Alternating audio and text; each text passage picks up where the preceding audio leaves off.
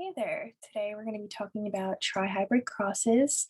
I actually just completed a video going through the CGS lab, the classical genetics simulator. You're probably having to use this in your genetics course if you're not in the genetics course we're teaching right now at Montclair. However, this may be a helpful video for you in terms of learning how to go about solving trihybrid crosses in the CGS lab when you're not given genotypes and you're only given phenotypes of organisms. In this presentation, I will be recounting a cross or a trihybrid cross that I performed and going through the exact sequence of steps that I used. I actually just replicated the sequence to make sure that it still works. It did work, and I can actually post the video of that once it completes loading. But for now, I figured I would just show you how to present your results and how to go about solving these trihybrid crosses. Once again, this is not a sex-linked trihybrid cross. This is a trihybrid cross where all of the traits are autosomal. And I can show you how to determine whether or not they're autosomal or sex-linked in another video, but for now, we'll just go over trihybrid crosses. So what is a trihybrid cross? A trihybrid cross is a cross between two individuals that are heterozygous for three traits. And as you can see on the right side, I've added this little picture here where you can see that there's a specific phenotypic ratio that occurs when you cross two individuals who are heterozygous for three traits. You'll see the 27 to 9 to 9 to 9 to 3 to 3 to 3 to 1. And this is talked about in your genetics textbook as well as other genetic sources online. This is a very important ratio to know, especially when you have to take exams and potentially have to perform a trihybrid cross and do a Punnett square yourself. You should be wary of these phenotypic ratios, especially if you're tasked with something like what CGS labs oftentimes task you with doing, and that would be determining what's dominant, what's recessive, determining genotypes of individuals in a given population. So the traits that were observed in these CGS lab experiments were the bristles, tarsi, and behavior. Now in your CGS lab, you can have any type of trait that could be observed, but in this case, we were just looking at bristles, tarsi, behavior. So the bristles could have been spineless or shaven, the tarsi could have been wild type or truncated, and the behavior could have been mellow or hyper. And your professor may ask you to hypothesize what each trait is in terms of what's homozygous and what's recessive prior to actually doing these crosses. And you can arbitrarily choose those, struggling with that word today, but you can arbitrarily select what you believe would be dominant or recessive, or you can create that hypothesis maybe early on. Yeah, this is a very good learning tool, especially for remote learning where you can't be in the lab and practice these skills. It's a wonderful way to practice your Punnett squares and practice incorporating the chi-square analysis into your biology curriculum, I guess. So the expected phenotypic ratio for a three trait cross, a trihybrid cross, would be 27 to 9 to 9 to 3 to 3 to 1. And the important thing here is that you take note of the fact that these individuals have to be heterozygous in order for this phenotypic ratio to result. So what do you need to do in order to figure out who's dominant, who's recessive, so that you can actually get to perform that heterozygous cross, that trihybrid heterozygous cross, and get to that ratio? Well, it's going to consist of two major steps to get to the third step, which would be performing that cross and then creating a chi-square analysis to present the accuracy of, or the probability of, your results. So step one would be to perform crosses to assess genotypes for each trait. This is the easiest way to tackle this, is just honing in on one trait in your CGS lab simulator. So in that case, you would want to cross two individuals with two of the same traits and just differing in one trait. So to actually explain this to you, your VILW and CGS labs, you're going to take two individuals. In this case, you can see I had a spineless truncated hyper and a spineless wild type hyper. The only thing that's different here is the tarsi type. So I have the same bristle types, so both are spineless and both are hyper, and these are the ones I'm presuming to be dominant. So I'm just setting those aside and I'm focusing specifically on the tarsi to figure out. So you can see in this cross that I performed for vial W, and make sure that you keep track of the number of the organism ID that you have in CGS Labs, and you'll see in the video that I created that actually goes through the lab with you that that's very important, because you're going to figure out these genotypes for specific individuals, and that's going to be helpful down the line when you need to create a heterozygous population. But anyway, by crossing the spineless truncated and a spineless wild type hyper organisms, I ended up finding that all of the flies had the spineless phenotype. So that's reflected in the Punnett square that I created on the right-hand side, the first one there. So based upon those results, I'm going to think that the wild type phenotype was determined by a homozygous dominant genotype, and that truncated is recessive. And when I perform that Punnett square, I see that 100% of the progeny are of the wild type phenotype, if the wild type is dominant, and 100% would be heterozygous dominant. Now, if I wanted to self from that population, and that would be our F2 population, I would find that through crossing those spineless wild type with the spineless wild type, which we believe all of these progeny are heterozygous, that means I'm crossing two individuals heterozygous in terms of their tarsi type. I'm getting a roughly 3-to-1 ratio. And the way you determine that in CGS Lab is by looking at the total number and dividing the amount of, whoopsie, a little messy today. It's been a rough start to the week. By dividing the amount of those observed, right? So we had 150 spineless, right? And then we had a total of 192 flies. So in that case, if I was doing CGS Labs, I would just be looking at these totals and then kind of plugging and chugging these numbers to get percentages, and you can kind of make them into ratios. So in that case, I'd have 150 over 192 just for the sake of demonstration, right? And we have 0.78. And if I convert that to a percentage, by doing that, I'd have 78%. And then if I had 42 over 192, right, I would be getting this 0.218, right? So that's like 22%. Okay. And yeah, that's not a perfect 3-to-1 ratio, but it's pretty darn close to 25%. So at this point, based upon these two trials that I have, the first one seems like it checks out pretty well for my hypothesis, and the second one seems like it checks out pretty well for my hypothesis. And if I have issues with this down the line, that's going to show up. But at this point, I felt comfortable moving forward, and I pretty much figured out that the truncated that was showing up there was only showing up when it was homozygous recessive. So it's a recessive trait. And the wild type was showing up, expressed as either homozygous dominant or heterozygous dominant. So the wild type tarsi was probably a dominant trait. And now we can move on to the next one. Okay, so next I decided to isolate one trait again, and I looked at the bristle type. And as you can see, I followed like a very similar process as before. So I took a female shaven truncated mellow and a male spineless truncated mellow.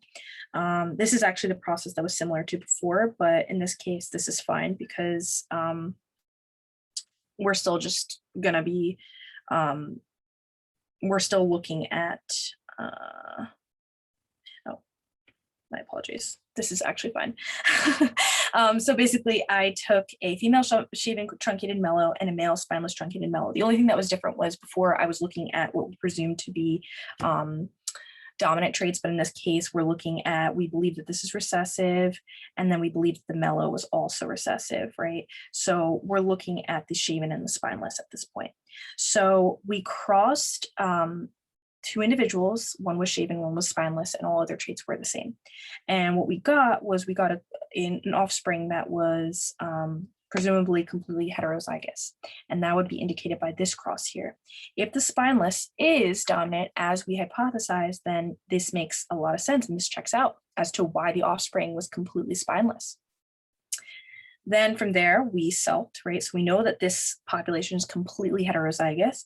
And at this point, we're going to self. This is an important concept in genetics. You guys know that you oftentimes have to self. You'll go from your F0 to F1, and then your F2 is oftentimes a product of F1 selfing. So at this point, we have a female spineless truncated mellow and a male spineless truncated mellow, and those are indicated by these presumed genotypes, right? And the expectations that we would have there, and these Punnett squares are actually performed to create your expected ratios. And you'll see later on why creating Punnett squares and creating expected ratios is really important for your chi-square analysis, because you're going to have expected and you're going to have observed ratios. So our expected ratio would be a 3-to-1. And that's roughly what we got. We roughly got a 3-to-1 ratio. I performed the same type of calculation that I did before. We had a total offspring of 147. And just looking at that, 114 divided by 147, the exact number would be that it was 78% roughly. It's 0.775 times 100. So 78%. And then here we would have 33 divided by, and you can do this in your head, but just for the sake of demonstration again, you would have like 22%.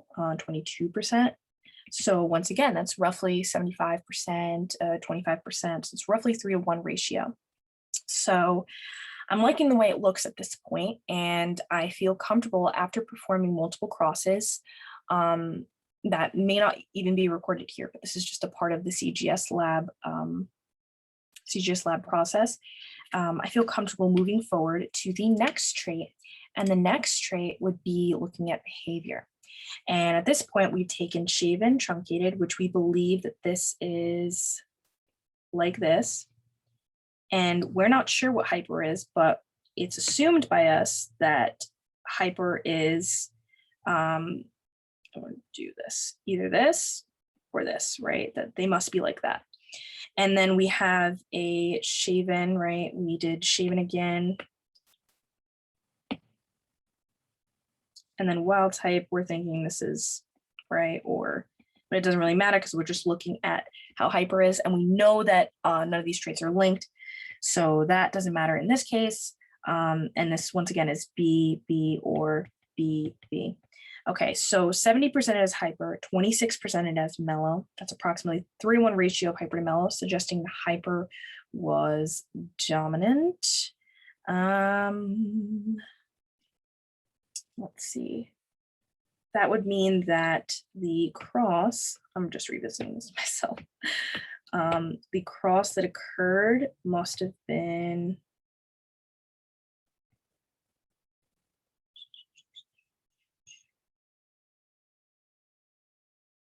so that would be BB, BB.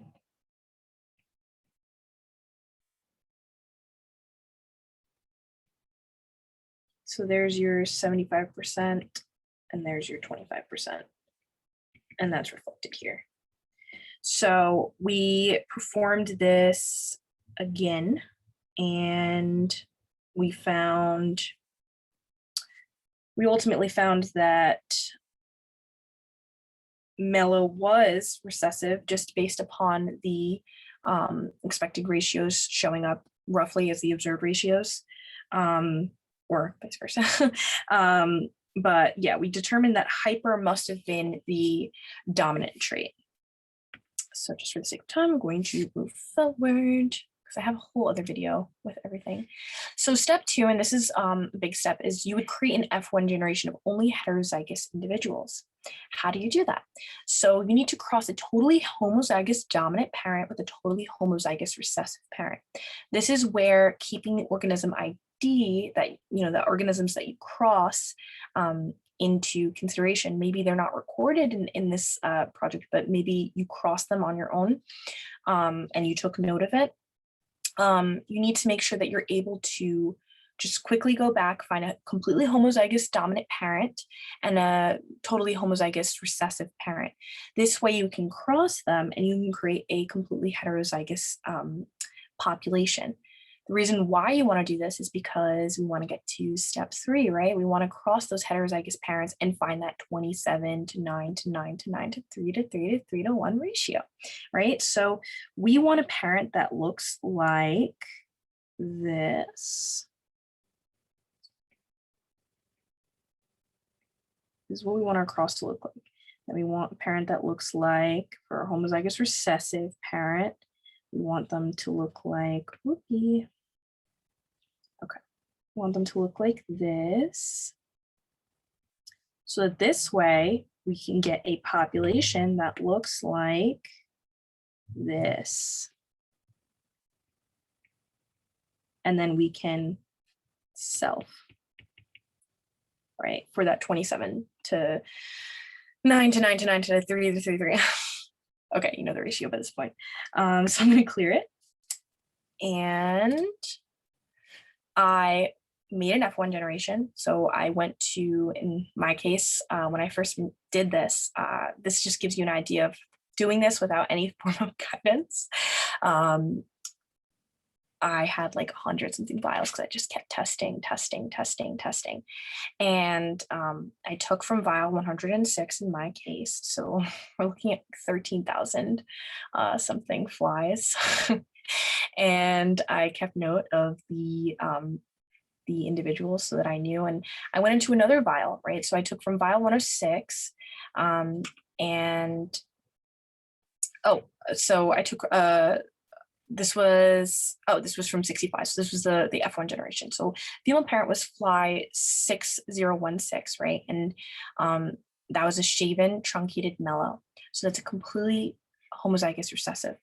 Then I had a spineless wild type hyper. That's a completely homozygous, that's a completely dominant parent. And on the right side here, I have a Punnett square that I used, and I'll show you, I'll put in the link. I have it in the other video that I made with the calculator that you probably want to use. It's a good hack for when you have to do these types of projects. Don't rely on these because if you don't know how to do these Punnett squares, it's not going to help you on the exam, but this is a good way of quickly going through them. So if we performed this type of cross, then we should have a completely heterozygous progeny, and that's exactly what happened here. These are our observed, and these are our expected. And because our observed and our expected were good, I felt comfortable moving forward. And that would be moving forward to step 3, which would be to perform a heterozygous cross.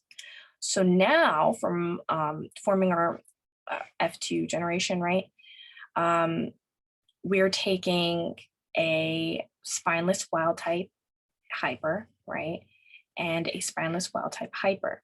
These are completely heterozygous. Their phenotypes appear dominant, right? They have the dominant phenotypes, but their genotypes are heterozygous. So they still are carriers of those recessive alleles, which is why we see them show up here. So once again, we have our expected over here. And the colors that you see there, the colors denote different phenotypes.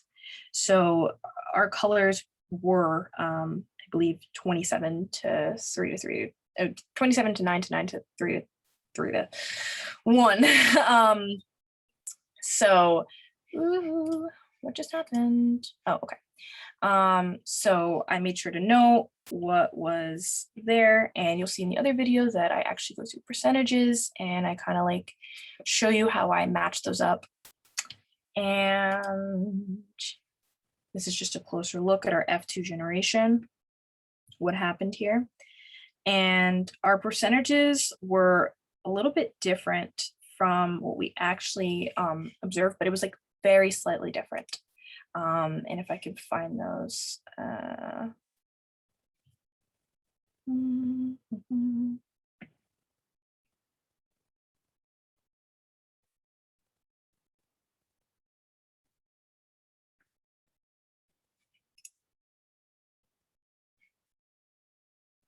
Oh, okay. So this is actually what I did. So these are, so I'm just here at this point. This is the way that I started getting my chi-square analysis all planned out. Basically, I had my total number of flies from the file 106 cross. That was the important cross. And then I decided my degrees of freedom, because there are 8 phenotypes, and for your degrees of freedom, you're going to do the number of classes minus 1. I made it 7 for my degrees of freedom. And my expected ratios were 27 to 9. So the way that I figured that out was, the way that I applied that was by taking these percentages and multiplying the percentages by the total. And then from there, we could see the expected counts. So these are our expected counts. That's already written there. So that's how I did that, right? And the way that you do this, right, because a percentage is just a decimal number times 100, 42.2% would be 0.422, right? And then that's why you're able to multiply it by the total. So clear here, and we'll move forward. Okay, so now we actually performed our chi-square analysis. And this chi-square analysis, I used Excel. Excel is very helpful, especially, keeping track of your numbers. So I created a table where I had all my different phenotypes, and I had them listed by their classes. And then I have the observed numbers that I got in the experiment and the expected numbers. And those are the expected numbers that I got from there. So these are the observed and these are the expected. My chi-square numbers, and I could do a video on this another time if you're still unsure of how to do it, but this is the equation you use for chi-square. So in this case, right, I had 5 minus 7.097, and my expected again was 7.097, and then my chi-square value was 0.62 roughly, right? So fine. And then from there, what I did was I added all these up together, and I got 9, because that's what sum is for. I got 9.7801. Okay, so I rounded that to 9.781. And my critical value was determined by using a table here. This is your table of chi-square values, right? So I had a p-value of 0.05. Okay, fine. And then my number was 14.067. So I had chosen this as my critical value because this was my p-value. And then the number of classes minus 1. So that would be 7. So because my degrees of freedom was 7, this was my critical value. And because my critical value was greater than my chi-square value, right? I felt confident accepting my hypothesis about the dominant traits.